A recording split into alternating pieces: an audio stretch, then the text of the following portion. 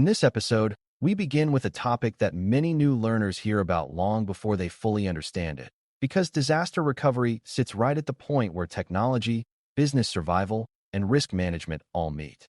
Disaster recovery management is the discipline of preparing for serious disruption and then restoring critical systems, data, and services after something damaging happens. That damaging event could be a fire in a data center, a major ransomware attack, a prolonged power outage, a cloud platform failure, or even a human mistake that spreads across important systems. What matters is not just that something broke, but that the organization has already thought through how it will recover in a way that protects the business. For someone studying risk, this matters because recovery is not only an operational concern.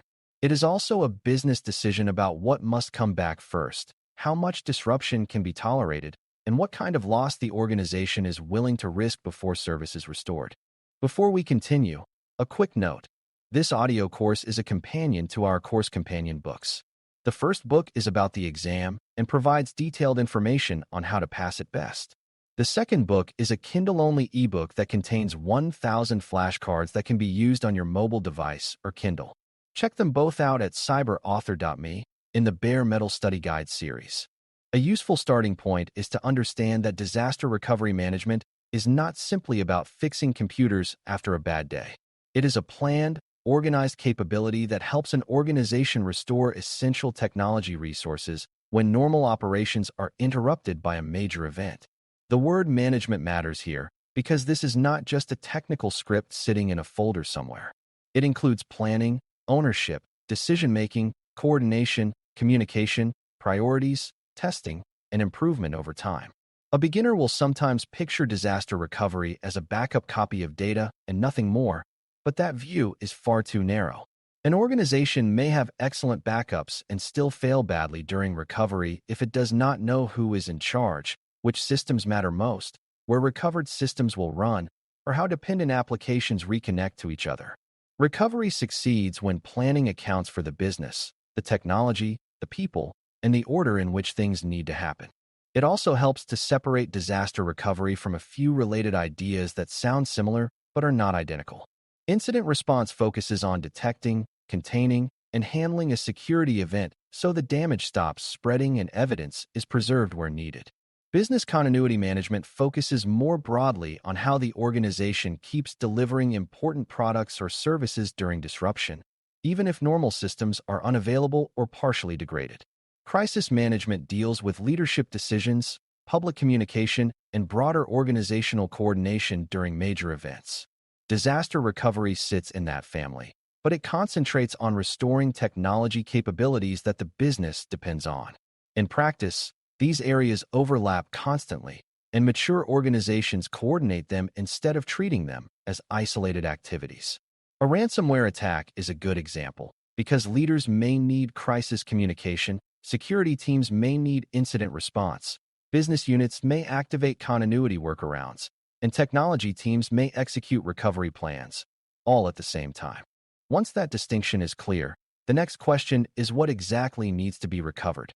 New learners often imagine a recovery effort aimed at every system equally, but real organizations do not treat all technology as equally important.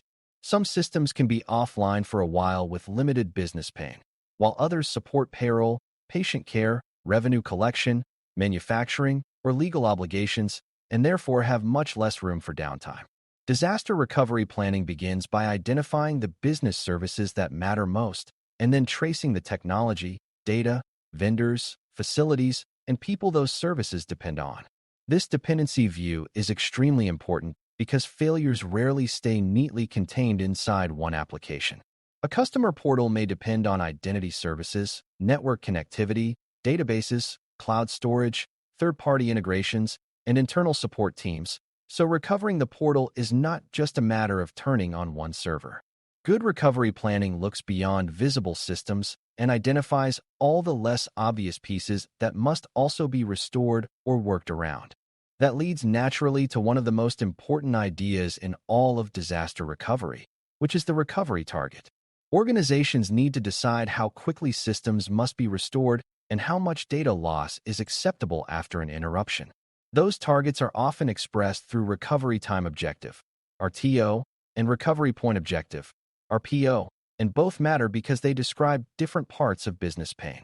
RTO deals with downtime, meaning how long the organization can tolerate a service being unavailable before the impact becomes unacceptable. RPO deals with data loss measured in time, meaning how far back the organization may need to go when restoring data after an event. A system with a very short tolerance for downtime, but a somewhat longer tolerance for data loss, may need one style of protection, while a system that cannot lose even a few minutes of transactions may require something much more demanding. These targets should come from business need, not from guesswork or convenience. After recovery targets are set, planning becomes much more concrete. The organization needs to determine where systems will run if primary environments are unavailable, how data will be restored, how teams will communicate, and who has authority to activate the plan. Some recovery plans rely on alternate data centers, some depend on cloud-based failover options, and some use temporary manual workarounds while technology is being restored. The point is not the specific platform choice, but the existence of a realistic path from disruption to restored service. A strong plan also addresses contact methods, access to recovery documentation, vendor dependencies, and the availability of key staff during high-pressure conditions. One overlooked issue is that major events often disrupt the very tools people expect to use during recovery.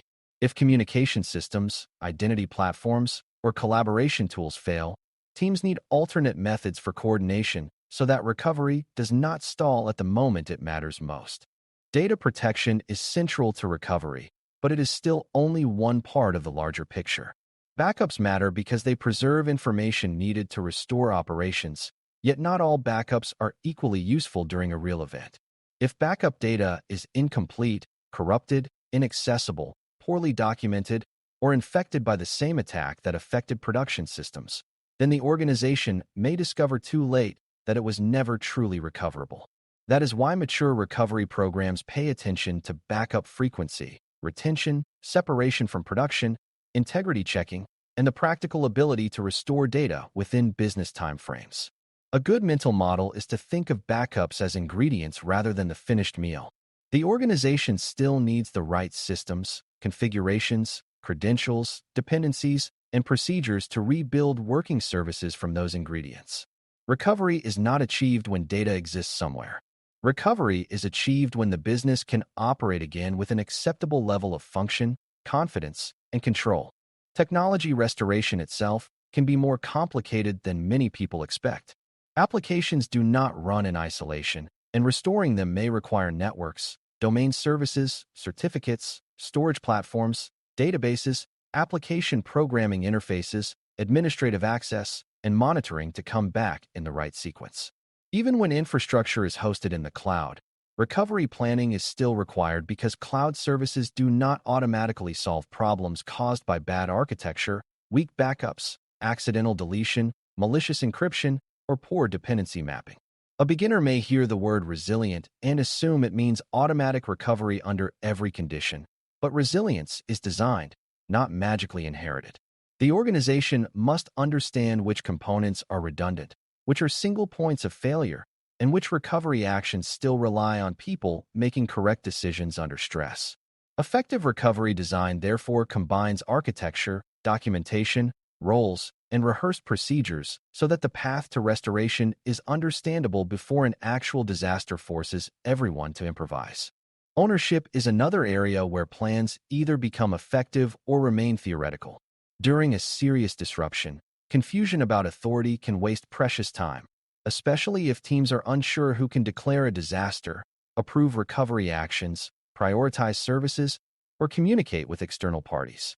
Disaster recovery management works best when responsibilities are clearly assigned long before a crisis begins. Technology teams may handle restoration tasks, but business leaders help set priorities. Risk leaders help frame tolerances and exposure. Legal and communications teams may guide required notifications, and executives may authorize difficult trade-offs when resources are limited. For a risk professional, this is a key lesson because recovery is not purely technical labor. It is a form of governance under pressure. Clear ownership reduces hesitation, prevents conflicting decisions, and creates accountability for keeping plans current, exercising them regularly, and fixing weaknesses revealed through testing or real-world events. Testing is where organizations learn whether a recovery plan is practical or merely comforting on paper. Many plans sound solid until teams try to use them and discover outdated contacts, missing procedures, invalid assumptions, or recovery times that are far slower than promised. Exercises can range from discussion-based walkthroughs to more realistic technical simulations, and both kinds have value when used for honest learning rather than performance theater. A tabletop discussion helps people think through roles, decisions, dependencies, and communication problems before systems are touched. A more realistic exercise can show whether data restores correctly, whether failover paths work, and whether staff can perform recovery steps under time pressure. The important point is that testing should produce evidence, not just reassurance. When teams measure actual recovery performance and compare it to business expectations, they begin to see the gap between what was imagined and what is operationally possible, and that gap is where real improvement work begins. Several common misconceptions cause organizations to underestimate recovery risk. One is the belief that a documented plan automatically means a working capability, when in reality, untested documentation may fail the first time it faces stress. Another is the idea that all disasters look alike, even though different scenarios create very different recovery conditions. A regional flood, a ransomware event, a supply chain failure, and a cloud control plane outage may all interrupt operations, but they affect facilities, staff, vendors, communications, and trust in very different ways. A third misconception is that recovery begins only after an event is fully understood. In practice, leaders often need to make decisions with incomplete information, which means plans should support judgment under uncertainty rather than assume perfect clarity. There is also a tendency to focus only on production systems while ignoring recovery environment security. If recovered systems are brought online in a weakened state, the organization may restore operations only to expose itself to another compromise or a repeat failure. From a risk management perspective, disaster recovery becomes much clearer when viewed through scenarios. Instead of thinking abstractly about technology failure, it helps to picture specific situations and ask what would happen next. What if a key business application becomes unavailable for 2 days during a period of heavy customer demand? What if the primary site is inaccessible and staff cannot enter the facility for a week? What if data can be restored, but supporting identity services are unavailable, leaving employees unable to log in and use recovered systems? Scenario thinking reveals dependencies, tolerances, and decision points that generic planning often misses. It also connects recovery directly to business impact, which is where a risk professional provides strong value. The focus is not just whether restoration is technically possible. The focus is whether the remaining exposure after planning and controls is acceptable when measured against business priorities and likely disruption conditions. A mature recovery capability also depends on culture, not just technology, and that is one reason this topic belongs in serious risk discussions rather than being left only to infrastructure teams.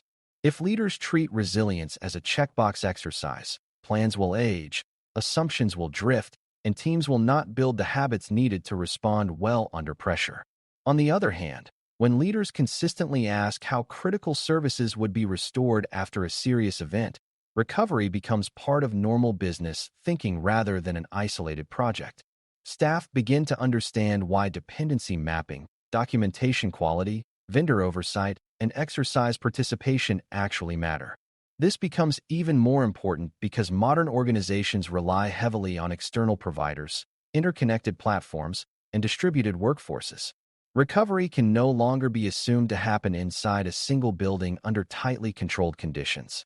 It often depends on contracts, service expectations, communication paths, and shared responsibilities that reach far beyond the internal technology team.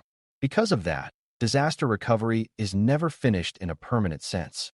Technology changes, vendors change, business priorities change, and threats change, so strong programs build in maintenance, review, and continuous improvement instead of treating the plan as a one-time deliverable. By the time you step back and look at the full picture, disaster recovery management should feel much broader and more practical than the simple idea of restoring a server from backup. It is really about restoring enough technology capability in the right order and within acceptable limits so that the business can continue operating after serious disruption. That means understanding what matters most, mapping dependencies, setting realistic recovery targets, assigning clear ownership, protecting data, testing honestly, and improving continuously as the environment changes. For a new learner, the biggest takeaway is that recovery is where risk decisions become visible. An organization shows what it truly values not by what it says in policy, but by what it prepares to restore first and how well it can carry out that plan when pressure is real. If you keep that idea in mind, disaster recovery management becomes easier to understand as both a technology discipline and a business resilience capability. Thanks for listening. For more audio courses, daily newsletters, and more, please visit baremetalcyber.com.